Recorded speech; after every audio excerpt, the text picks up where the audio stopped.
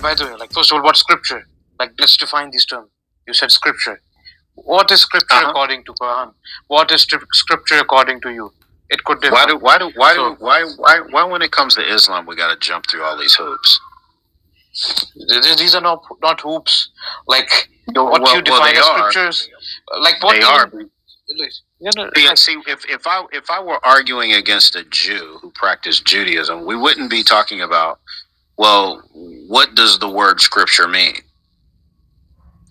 We wouldn't have to do that. It's only when we're talking to Muslims where we have to jump through all of these hoops. The point is Surah 7, Ayah 157 says that they find the unlettered prophet written in the Torah and the Gospel. So whatever would be written would be scripture, right? Not necessarily. Okay. So yeah. In what way? So how? Yeah.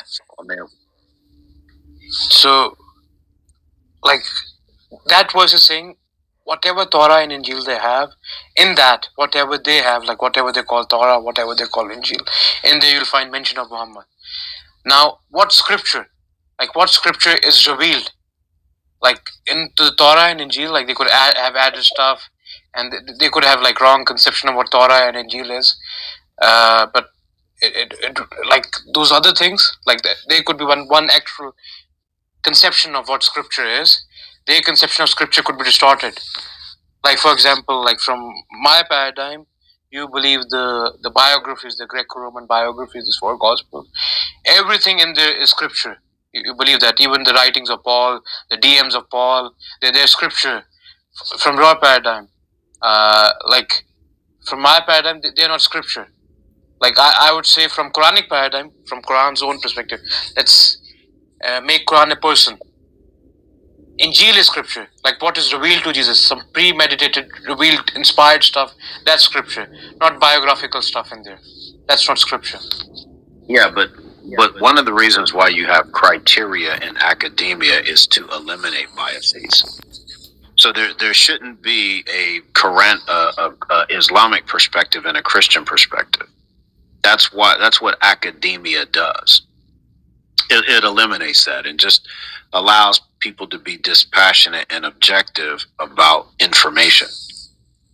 So what I'm saying is that there are reasons as to why we would say that something is scripture, and other than me being a Christian.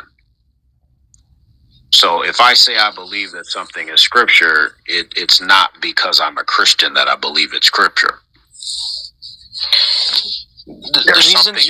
There's something outside criteria that I utilize outside of the text itself and outside of my personal devotionalism to my faith to determine whether or not something is scripture.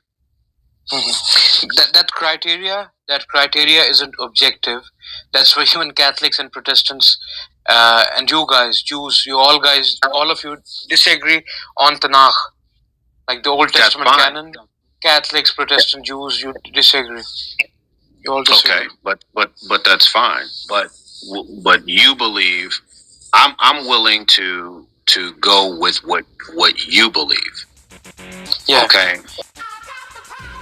When I'm going into the Quran, I'm saying the Quran makes claims and statements that you're not making. No, we don't disagree with Tanakh. No, look. Basically, in Old Testament. So someone is saying Snow again. In Old Testament canon, Catholics have more books. They have Deuterocanonical books. Okay. But hang on. Hang on, bro. Hang on. You hear me talking? Yeah. Okay. Hang on. Okay, number one, the enumeration of books in the Tanakh is a superficial argument. Okay, it's superficial in the sense that if you're saying, well, the Ethiopian book has 87 books and the Protestant Old Testament has 39, then there's like a difference in something. Well, it's not. What we have to do is we have to take those books and we have to look at them to determine whether or not they're scripture.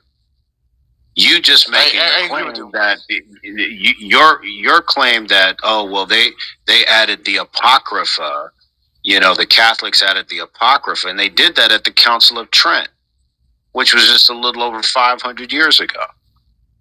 Okay, so the point is that even if we're going to make that argument, the Apocrypha has to be evaluated on its own terms to determine whether or not it's scripture.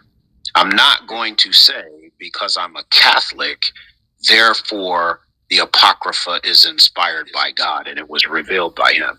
No, it's going to be something outside of my devotionalism that's going to determine that. So, I would say extend this to whole New Testament canon, everything, even Tanakh. Everything has to be evaluated because humans were involved, and it's human criteria. Humans were involved with Quran too, though. So and we have all those books of the Ethiopian old, Tanakh and Archaeological. We have them, but getting back to the focus of the room, what is the Injeel? Yeah, already shared my view. I shared it with. I'll repeat it once again. The speeches, the premeditated speeches revealed to Jesus during his ministry, contained within the Synoptic Gospels, embedded in it, they are Injeel. Okay, and that's what are view the of contents? Imam Sarahi. I agree with him. What are the contents? Could you give us a sentence from the Injeel? Luke 15, Luke 15 is one Luke premeditated speech. Injeel? Okay. Yeah, Luke 15, Sermon on the Mount, Sermon on the Plain in Luke, that speech would be that's a speech Injeel. given. That's Injeel. Yeah, that would be part of Injeel given to Jesus by God, and he. How do you know? Publicly proclaimed it. How did I know? The criteria found within Quran, using that, I'm determining what's Injeel, something premeditated, not a biographical nature, something premeditated given to Jesus that he was supposed to proclaim. Okay, but so you're saying biography is not inspired? Yeah, it's biographical content is regarding Jesus, written regarding him. It's not Jesus preaching. Injeel is something given to Jesus that he was supposed to proclaim. Are you saying Jesus was proclaiming bro? Where did you get John that 1 from? And stuff like that? Where did you get that from? So you're going. So you have to eliminate. So you have to eliminate all of the biographical information on individuals in the Quran, like Joseph and Moses. You can't trust that. It's not analogous. It's not analogous. I'll tell you why. Because it is analogous. No. It's not analogous. It's not analogous at all. Because you created the criterion yourself.